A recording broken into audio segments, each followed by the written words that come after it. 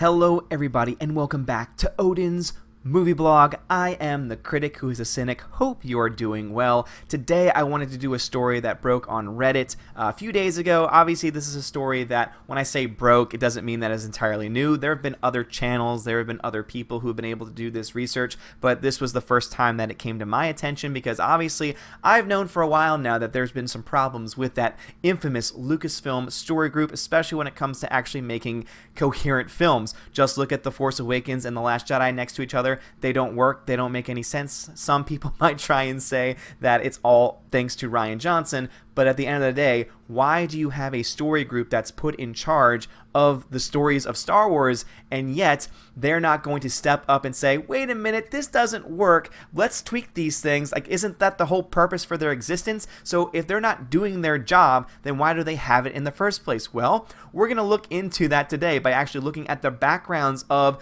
a few of the members. Obviously, there are many different members of the group, and I'm not going to go through all of them, but I wanted to go through just a few of them, especially the main person, the person who is the leader, the head of that infamous story group. I can't even say it because it just causes so much just anger and frustration, because this is something where these jobs, the people who should have been put in charge of this so-called story group, who should have been put in charge of the future of Star Wars, of making coherent stories that all work together, that all connect and interconnect with each other, should have been people who not only love Star Wars. Obviously that's a credit, that's a huge credit they should have, but I'm sorry, like, based on what we've been getting, there's no way you can say that these people love Star Wars. Obviously that's an opinion, but still, I just don't see it. But the other big thing is that you would hope they would have experience in writing. At least, you would think that you would want them to have some Hollywood experience in writing, some actual professional experience in writing. And unfortunately, as you go through all of these different names, what you find out is that they have one thing in common with one another, and that is they don't have any experience or very little experience at best. And so first, let's start off with Carey Hart. And also too, as you'll see in this article, which I'm going to post in the description to this video so that way you can check it out for yourself, and this is from Saltier Than Crate, what you'll see is that all these links tie into actual articles, like in the case of the New York Times article that's listed, and also to the IMDb pages of all of these people. So you can do your own research and you can see for yourself what this user was able to find on Reddit. And it just goes to show you that it's sad that today we have more people doing better investigation when it comes to these stories than you see in any other mainstream media site. But again, that's a topic for another day. But let's start off with Carey Hart. So what is her experience? Well, it says it here, but let me go ahead and pull it up for you right here. So this is her IMDb page. And so what was her experience before going into this story group? So remember, Disney bought Star Wars back in 2012, and she was put on the story group almost immediately. So let's see what she did before she was put on the story group. Well, there's nothing here from 2012 or before 2012 except for 3 credits. So she was a story editor for a show called 1-800-MISSING.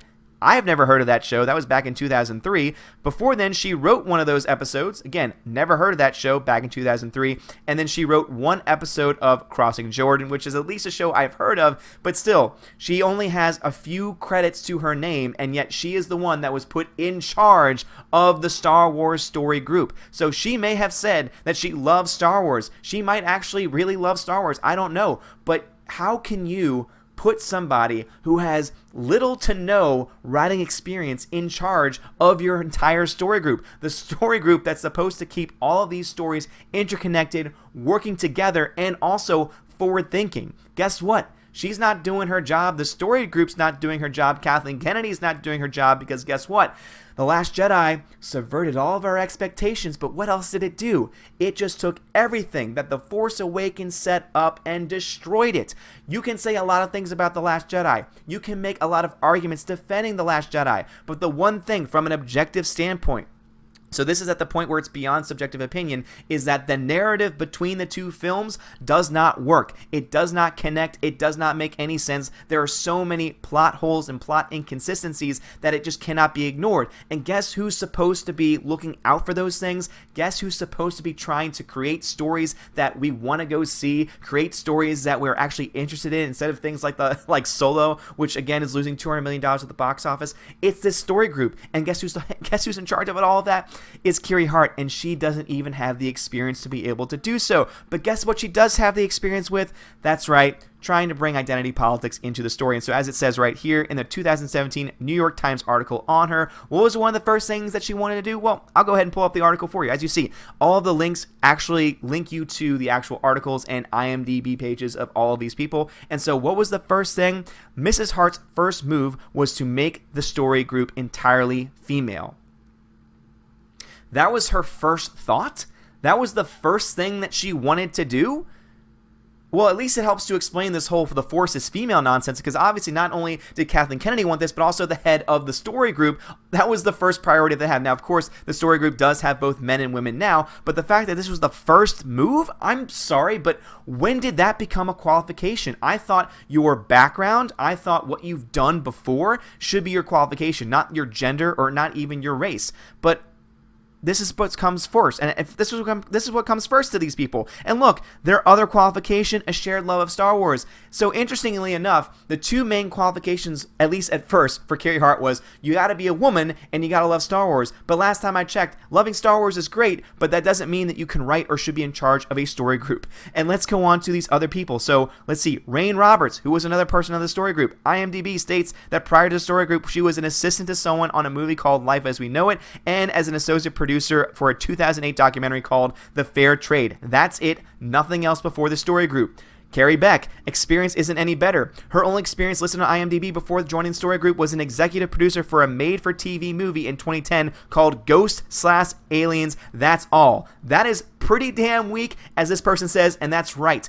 Up next, Diana Williams. No experience listed at all prior to joining the story group. Guys, I'm not going to read any more. You can read them for yourselves. I'm going to put them on there. You'll have people like Leland Shee. And look, Pablo Hidalgo is on there too. We love Pablo Hidalgo. He's been so great for Star Wars. And also, he has just been so loving, so incredibly loving of Star Wars fans. Just look at his deleted Twitters. Just look at his deleted Twitter page. Just look at his deleted tweets. He is just so loving of Star Wars fans. It's so funny that he's coming across as a guy who has some crazy back and forth multi-personality disorder, because he was really disgusting towards fans, went on a mass deletion, deleted his entire account, came back, was nice and was constructive, and then has fallen back into the same old nonsense. So I don't know what's going on with his head. I'm sure a lot of people don't know what's going on, but there's something there. But what you see from all of this is that the first people that she hired had no experience. She had essentially no experience, but the first two people she hired,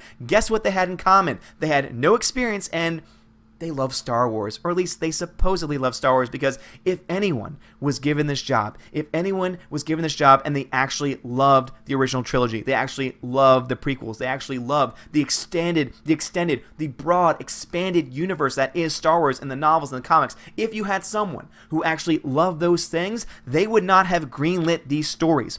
You can make an argument for The Force Awakens. As Jeremy says on his live streams and also has said many times before, he is often called a Wookiee, or at least I think that's the term he describes himself as, because he likes The Force Awakens. Guess what? I like The Force Awakens too, because by itself, did it have problems? Absolutely. We can look at that damn story group for that. But when The Last Jedi came along, anything good about that film was utterly destroyed by the narrative incompetence of that screenplay, of which Rian Johnson had a hand in. But guess what? What is the point of the story group if not to create stories that, one, we want to see, but also, two, to have a consistent story that fits within this universe? What in the hell are you thinking, Lucasfilm? Talking to you, Kathleen Kennedy. Talking to you, Carey Hart. Why was your first thought? Why was the first thing that you wanted to do to bring females in? That was a qualification, that you had to be a female. How is that a qualification? I'm sorry, but that's not good enough. You have to have experience. You have to have knowledge. You have to have all of these other qualities. That's what most people look for when they're hiring someone is, do you have experience? Do you have the ability to do your job? And guess what? These people didn't. And they're showing it with the films that we're getting. So guys, what are your thoughts on this? Again, I'm going to leave a link to this entire article. It breaks down every single person that's a part of this story group. What are your thoughts on this? Do you think that they need to actually go out and get people who have much more experience than these people do? Obviously now they can claim, oh, we were producers of Rogue One. We were a producer of, the newest Star Wars films. But guess what? You had nothing before that, and it shows, because these films are not very good. with the exception of The Force Awakens without The Last Jedi, which even then, there's still a lot of problems with it, and with the exception of Rogue One, which I personally didn't like, but a lot of other people did, what do you have to show for it? The Last Jedi? Solo? Let's start even with Solo. Who in the hell thought that Solo was going to be the story that everyone wanted to see? Guess what? It lost $200 million, so obviously not a lot of people. But let me know what you thought in the comments below. Let me know also if there's anything that you want to see me talk about in the future. These are all things, especially this story. This is something that was sent to me by somebody, and that's oftentimes how I decide what videos to make, is what is interesting, what is going on in the world, not just of Star Wars, but also of films in general. And so please let me know if there's other things that you want me to cover as well, and I'd greatly appreciate that. Hit that thumbs up if you liked it. Hit that subscribe if you haven't done so already. I would greatly appreciate it. As always, have a great day, and God bless.